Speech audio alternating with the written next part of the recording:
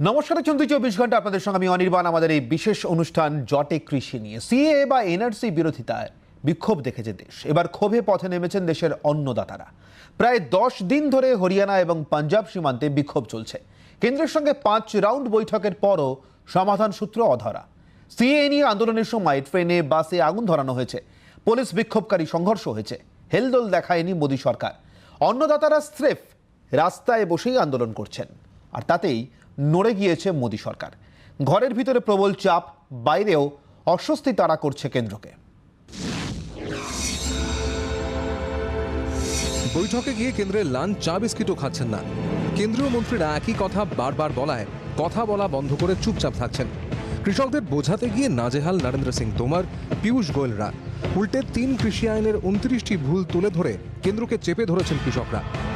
দিল্লির দোরগোড়ায় অন্যদের বিক্ষোভ, দেশের ভিতরে সমস্যা, বাইরে থেকেও চাপ আসছে। ভারতে কৃষক বিক্ষোভ নিয়ে সরব কানাডার প্রধানমন্ত্রী। তারপরই কানাডার রাষ্ট্রদূতকে ডেকে ক্ষোভ জানায় কেন্দ্র। তাতেও থামছেন না জাস্টিন ট্রুডো।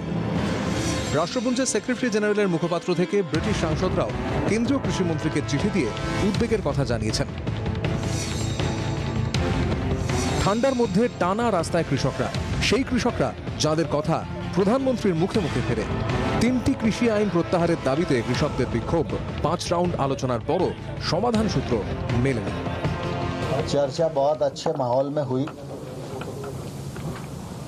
हमने कहा है कि एमएसपी जारी रहेगी। एमएसपी पर किसी भी प्रकार का खतरा और इस पर शंका करना बेबुनियाद है, लेकिन फिर भी किसी के मन में कोई शंका है तो सरकार उसका समाधान करने के लिए पूरी तरह तैयार है। কেন্দ্রের 3টি প্রস্তাব খারিজ করে দিয়েছেন কৃষকরা। 3 কৃষি আইনের প্রত্যাহারের দাবিতেই কৃষকরা অনড়। আইনে সংশোধন, সহায়ক মূল্য নিয়ে লিখিত গ্যারান্টির প্রস্তাবও মানছেন না কৃষকরা। বুধবার চূড়ান্ত প্রস্তাব দেবে কেন্দ্র। কিন্তু চূড়ান্ত প্রস্তাবে কৃষকরা রাজি না হলে ওয়াকিবহাল মহল মনে করছে আইন প্রত্যাহারের দাবি মানা কেন্দ্রের পক্ষে কঠিন। সেক্ষেত্রে অনেক আইনই প্রত্যাহারের দাবি উঠবে। তাই বুধবার কৃষকরা কেন্দ্রের প্রস্তাব ফিরিয়ে দিলে নজিরবিহীন সংকট তৈরির সম্ভাবনা হবে বলেই মনে করছেন তারা। সেক্ষেত্রে পাঞ্জাব এবং হরিয়ানায় চাষে ধাক্কা এলে খাদ্য সরবরাহে ধাক্কা আসতে পারে।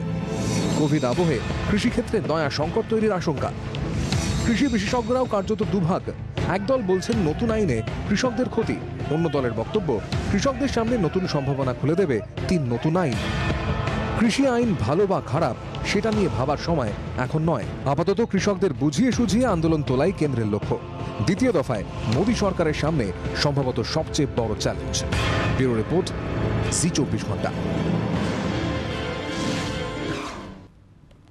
আর এই চ্যালেঞ্জের মোকাবিলা কেন্দ্র সরকার কিভাবে করছে বা করতে চলেছে, আর বিরোধীরাই বা কিভাবে তাদের নতুন প্ল্যান প্রোগ্রাম সাজাচ্ছেন, এই সব কিছু নিয়েই আমাদের সঙ্গে আলোচনার জন্য উপস্থিত অতিথিদের সঙ্গে আপনাদের এক এক করে পরিচয় করে দিই। কংগ্রেসের তরফ থেকে রয়েছেন কৌস্তব বাগচি, তৃণমূল কংগ্রেসের তরফ থেকে রয়েছেন সুপ্রিয় চন্দ, বিজেপির তরফ থেকে দেবজিৎ সরকার এবং রয়েছেন রাজনৈতিক বিশ্লেষক শুভময় মৈত্র।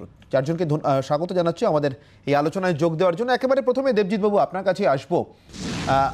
এখনো পর্যন্ত মানে 2014 থেকে যদি ধরি, তাহলে দুটো টার্ম ধরলে এখনো পর্যন্ত বোধহয় সব থেকে কঠিন চ্যালেঞ্জের মুখোমুখি আপনাদের সরকার কেন্দ্রে।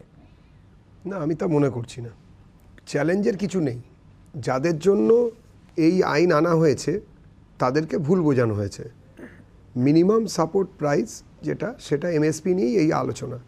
বাংলায় বসে বাংলার কৃষকদের দেখে হরিয়ানা বা পাঞ্জাবের বৃহৎ জমির মালিকানা যুক্ত কৃষকদের ঠিক বোঝা যাবে না। দূরে যারা মানে পাঞ্জাব বা হরিয়ানায় এক একজনের কয়েক হেক্টর জমির তারা মালিক চাষিরা। আমাদের এখানে 1 কাঠা 2 কাঠা 2.5 কাঠা 5 কাঠা 2 বিঘা 3 বিঘা 10 বিঘা 50 বিঘা হলে অনেক বড় কৃষক ধরে নেওয়া। তো আমার কথা হচ্ছে যে যাদের জন্য এই সাপোর্টের কথা বলা হয়েছে তাদের মধ্যে একটা বড় অংশ যারা মান্ডি সিস্টেমকে চালু রেখেছিলেন, যারা কিনা মানে নিজেরা কৃষির সঙ্গে সঙ্গে কিষাণ মান্ডি ইত্যাদি যারা নিয়ন্ত্রকের ভূমিকায় ছিলেন, তাদের অসুবিধে হচ্ছে বলে তারা রাস্তায় নামছেন এবং তার সঙ্গে বিরোধীরা তাতে যোগদান দিচ্ছেন। ঘটনা এটাই, আপনি দেখাতে পারবেন না যে অন্য কোনো ভারতবর্ষের অন্য কোনো জায়গার, যদিও বিরোধীরা অনেক কথাই বলবেন, আমার পরে যারা বক্তা আছেন তারা নিশ্চয়ই বিরোধিতা করবেন। দেবজিৎ বাবু, আমার একটাই প্রশ্ন আপনার কাছে, আপনি এতক্ষণ পর্যন্ত যা বলেছেন তার ভিত্তিতে আমি সে প্রশ্নটা করে নিয়ে বিরোধীদের কাছে যাব। আমার প্রশ্ন আপনার কাছে, যদি এত হেক্টর হেক্টর জমির মালিকরা এই আইনের সুবাদে নিজেদেরকে বিপন্ন মনে করেন, তাহলে আপনি যাদের কথা বলছিলেন, যাদের কথা বলে শুরু করলেন, পশ্চিমবঙ্গের ছোট জোতের যারা কৃষক রয়েছেন বা যারা ক্ষেত মজুর রয়েছেন, ভূমিহীন, তারা তো আরো বেশি বিপন্ন মনে করবেন, দর কষাকষির ক্ষমতা তো তাদের আরো কম। একদমই নয়। যে বিষয়টা রাখা হয়েছে যে বড় কৃষকদের হাত যে ক্ষমতা এবং ছোট কৃষকদের যে ক্ষমতা, আইনটাকে যদি ভালো করে পড়েন তাহলে আপনারা দেখতে পাবেন যে ছোট কৃষকদের আরও বেশি সুবিধে দেওয়ার জন্য চেষ্টা করা হয়েছে। তাতে একটা বড় যে গ্রুপ বা যে আমাদের ভারতবর্ষে এতদিন ধরে যে কৃষি লবি পলিটিক্স যেগুলো হয়েছে, সেইগুলোর মধ্যে একটা ইয়ের অসুবিধা হয়েছে, একটা মানে বোঝানোর অসুবিধে বা তাদের বুঝতে অসুবিধে, বা তারা হয়তো বুঝেও বুঝতে চাইছেন না, এরকম একটা জায়গা তৈরি হয়েছে। আমরা এই সংকট থেকে বেরিয়ে আসবো, এটা ঠিক, কিন্তু কোনো মূল্যেই দরিদ্র, হতদরিদ্র ছোট কৃষকদের যে সুবিধে দান করার কথা কেন্দ্রীয় সরকার বলেছেন, সেখান থেকে আমরা পিছনে হাঁটবো না। বেশ, আমি কৌস্তববাবুর কাছে যাই। কৌস্তববাবু, অধিকাংশ ক্ষেত্রেই চালু কথা হচ্ছে good economics is always not good politics. Manmohan Singh পর্যন্ত যে সংস্কারে হাত দেননি, ভারতবর্ষের যে সংস্কারে হাত দিলে ভোট হারানোর আশঙ্কা প্রবল বলে বারবার মনে করা হতো এবং সে কারণে কোনো সরকার হাত দিত না বলে অভিযোগ, সেই সংস্কারে হাত দিয়ে নরেন্দ্র মোদী আসলে কি অর্থনৈতিক সংস্কারের বাকি কাজটাই সম্পূর্ণ করতে চাইছেন? আপনারা পিছন থেকে টেনে ধরতে চাইছেন? না, আমি প্রথমেই একটা জিনিস বলি, যেটা দেবজিৎ বাবু এখন করতে চাইছেন, কৃষকদের মধ্যে একটা ডিস্টিংশন টানতে চাইছে, যেটা হচ্ছে কিছু কিছু আমরা ভিডিওতে দেখেছি কৃষকের ইংরেজি ভাষায় কথা বলছে বলে ওরা মনে হচ্ছে নাকি খালিস্তানি, তারপরে টেররিস্ট, তারপরে একটু বেশি পড়াশোনা জানা কৃষক, তা সেটা মনে করছে বড় ছোট এরকম অনেক ডিস্টিংশন আসছে। আমি খুব লজিক্যালি কয়েকটা কথা বলছি। আপনি যদি অ্যাসোচ্যামের 2020 সাল অক্টোবর মাসের রিপোর্ট দেখেন, ভারতবর্ষে কন্ট্রিবিউশন টুয়ার্ডস জিডিপিতে এগ্রিকালচার সেক্টর 18% উঠে এসছে, ম্যানুফ্যাকচারিং কে পেছনে ফেলে দিয়ে। এই ডাউন সার্জটা অন্যান্য সেক্টরের এবং এই আপরাইজিংটা, এটা অনেকের কাছে এটা খুব একটা লোভনীয় বিষয়। দেখুন, মনমোহন সিং কিন্তু কখনো বলেননি যে রাতারাতি আচ্ছা দিন এসে যাবে। উনি 2004 সালে ক্ষমতায় আসার পর একটা কথাই বলেছিলেন যে by 2020 we will become a super power, এবং সেই দিকে উনি লক্ষ্য করে এগিয়েছেন। এবং তাতে করে যে ফলটা আমরা দেখেছি যে কৃষি ক্ষেত্রে আমরা 2004 সাল থেকে 6 সাল যে স্বামীনাথন কমিটি হয়েছিল, তার কিছু সুপারিশ ছিল, সেগুলোকে আমরা লাগু করবার চেষ্টা করেছি, এবং তারই ফলস্বরূপ কিন্তু 2020 সালের অক্টোবর মাসে অ্যাসোচ্যামের রিপোর্ট বলছে 18% কন্ট্রিবিউশন অফ জিডিপি। দেখুন, কৌস্তব, আমার একটাই প্রশ্ন, যখন আপনাদের ইপিএস সেকেন্ড ইনিংসে টেস্কো, ওয়ালমার্টকে আনবার জন্য খুচরো ব্যবসাতে বিদেশি বিনিয়োগের কথা বলা হচ্ছে, শুধুমাত্র মাল্টি ব্র্যান্ড রিটেল বা ওয়ান ব্র্যান্ড রিটেলের ক্ষেত্রে নয়, খুচরো ব্যবসাতে যখন আনা কথা বলা হচ্ছে, ঠিক সেই সময়ে এই অভিযোগগুলো আপনাদের বিরোধী পক্ষ করেছে। এখন যারা আপনাদের জোট সঙ্গী তারা সবথেকে বেশি করেছে, বামেরা। কি এমন পরিস্থিতির পরিবর্তন ঘটলো যে আজকে আপনারা এটার বিরোধিতা করছেন? আমরা কিন্তু সবসময় ওপেন মার্কেট ইকোনমির পক্ষে, কিন্তু আমরা কখনো এটা করতে গিয়ে এসেনশিয়াল কমোডিটিস অ্যাক্টের চাল ডাল, তারপরে আলু পেঁয়াজের যে আপার সিলিংটা, এটাকে কিন্তু কখনো সরিয়ে দিইনি। আজকে মূলত ভারতবর্ষের যেটা ফুড সিকিউরিটি সিস্টেমের 3খানা পিলার, সেটা হচ্ছে মিনিমাম সাপোর্ট প্রাইস। গোটা আইনটা নিয়ে আপনাদের বিরোধিতা না, আইনের কিছু কিছু অংশ নিয়ে বিরোধিতা। যেটা বলছি, তিনটে পিলার ভারতবর্ষের ফুড সিকিউরিটি সিস্টেমের, 3টে pillar: minimum support price, food procurement system, আর হচ্ছে গিয়ে পাবলিক ডিস্ট্রিবিউশন সিস্টেম। আজকে দেখা যাচ্ছে এই 3টে পিলার ধ্বংসের মুখে। মিনিমাম সাপোর্ট প্রাইস নিয়ে 3টে আইন বলা উচিত না, 2টো আইন, যেটা নতুন আইন, সেই 2টো আইনে কোথাও মিনিমাম সাপোর্ট প্রাইস নিয়ে কোনো বক্তব্য নেই। পাবলিক ডিস্ট্রিবিউশন সিস্টেম টোটালি দিচ্ছি, কারণ আপনি এসেনশিয়াল কমোডিটিস এর যে অ্যামেন্ডমেন্টটাতে আপনি নিত্য প্রয়োজনীয় জিনিসের লিস্ট থেকে, শিডিউল থেকে আপনি চাল ডাল পেঁয়াজ আলু এগুলোকে সব সরিয়ে দিচ্ছেন, তার আপার লিমিটটাকে আপনি তুলে দিচ্ছেন। তাতে করে কি হচ্ছে, অসাধু ব্যবসায়ীরা আগামী দিনে হোর্ডিং করবে, মার্কেট ক্রাইসিস হবে শুধুমাত্র চাষিরা। ক্লিয়ার কৌস্তব, আমি সুপ্রিয় বাবুর কাছে যাই। সুপ্রিয় বাবু, আপনাদের অভিযোগটা কোথায়? এখানে তো বিজেপি বা অন্য অনেকেই বলছে, ইভেন বামেরাও বলছেন, কংগ্রেসের অনেককে আমি বলতে শুনেছি যে নরেন্দ্র মোদী নতুন আইনটা চালু করেছেন গোটা দেশ জুড়ে, ঠিক কথায়, কিন্তু এ রাজ্যে এই আইনের অনেক কিছুই 2016 থেকে বলবৎ আছে। প্রথমেই কৃষি এবং কৃষি সম্পর্কিত যে কোনো বিষয় তৃণমূল কংগ্রেসের প্রাথমিক এবং বাস্তব যে স্ট্যান্ড, বাস্তব যে রায়, বাস্তব যে নীতি, সেটা পরিষ্কার মানুষের সামনে আরো একবার পরিষ্কার করে দিচ্ছি দলের তরফে। কৃষক স্বার্থ বিরোধী, ভারতবর্ষের কৃষি স্বার্থ বিরোধী, বাংলার কৃষকদের স্বার্থের বিরোধী এমন একটা আইন তো অনেক পরের কথা, একটা বিল তো অনেক পরের কথা, একটা লাইন তো অনেক পরের কথা, একটা শব্দও কখনো তৃণমূল কংগ্রেস মানেনি, মানবেও না, আগামীতে কখনো সেটা মানার প্রশ্নও ওঠে না। কেন বলছি এ কথা? কারণ আপনারা যদি তথ্য পরিসংখ্যানের দিকে তাকান, দেখতে পাবেন 2013 সালের 4 সেপ্টেম্বর যেখানে ল্যান্ড অ্যাকুইজিশন বিল এসেছিল ভারতবর্ষের ওপর, সেখানে কিন্তু পার্লামেন্টে একমাত্র এই বিলটা অপোজ করেছিল তৃণমূল কংগ্রেস। এবং তৃণমূল কংগ্রেস এই অপোজ করার সময় তো 13টা মাত্র আমরা ভোট পেয়েছিলাম, কিন্তু পরবর্তীতে 2016-তে কিন্তু সুপ্রিম কোর্ট দ্বারা এই আইনটা পুরোটাই নাকচ হয়ে যায়। কৃষকদের স্বার্থের জন্য আমরা গর্ব করে বলতে পারি যে ভারতবর্ষের বুকে আমাদের নেত্রী সেই নেত্রী যিনি 26 দিন অনশন করেছিলেন। 2011 সালের দিকে যদি আমরা তাকাই, যে সময় agricultural produce and livestock contract farming বিলের খসড়া পশ্চিমবঙ্গ সরকারের কাছে, বাংলার সরকারের কাছে কেন্দ্রীয় সরকারের তরফে আসে, সেই সময়ে কিন্তু বাংলার সরকার কৃষকদের স্বার্থের পক্ষে দাঁড়িয়ে এই পুরো বিলের খসড়ার বিরোধিতা করেছিল। ফলে সার্বিকভাবে পরিষ্কার, আমি একটু বলে নিই এক লাইন, সার্বিকভাবে একথা পরিষ্কার যদি আমরা ইতিহাসের ধারা বিবরণীর দিকে তাকাই, কৃষকদের স্বার্থ বিরোধী এমন একটা জায়গাতেও তৃণমূল কংগ্রেস তার নীতির সঙ্গে কখনো আপোষ করেনি। ফলে এই সময়ে দাঁড়িয়ে আজকে যেখানে সারা ভারতবর্ষ শুধুমাত্র এমএসপি বলে একটা ব্র্যান্ডিং করা হচ্ছে, এমএসপি অবশ্যই একটা গুরুত্বপূর্ণ প্রতিবাদের অংশ। এখানে কংগ্রেস বন্ধুরা আছেন, শুভময় বাবু রয়েছেন, দেবজিৎ দাও, আপনারা একজন বাঙালি, আপনারা একজন শিক্ষিত রাজনীতিক, তরুণ রাজনীতিক। আমি আশা করব শুধুমাত্র এমএসপি নয়, এমএসপি রাজ্যের ভূমিকা এই আইনের ক্ষেত্রে আপনারা দেখেছেন যে কৃষি এবং বাজার। আমি আসবো শুভময় বাবুর কাছে আসি, আমার একটা বিরতির সময় শুভময় বাবুর কাছে যেতে হবে।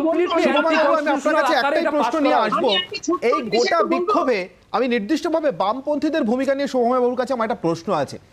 এক, এ রাজ্যে মেট্রো ক্যাশ অ্যান্ড ক্যারি চালু হলে তা এটি প্রগতিশীল ব্যবস্থা, সারা দেশে টেস্কো ওয়ালমার্ট এলে তা কৃষকদের জন্য ভয়ঙ্কর। আমরা কংগ্রেস আমলেও দেখেছি এমন নীতি নিতে এ রাজ্যে এবং সারা দেশে বামেদেরকে।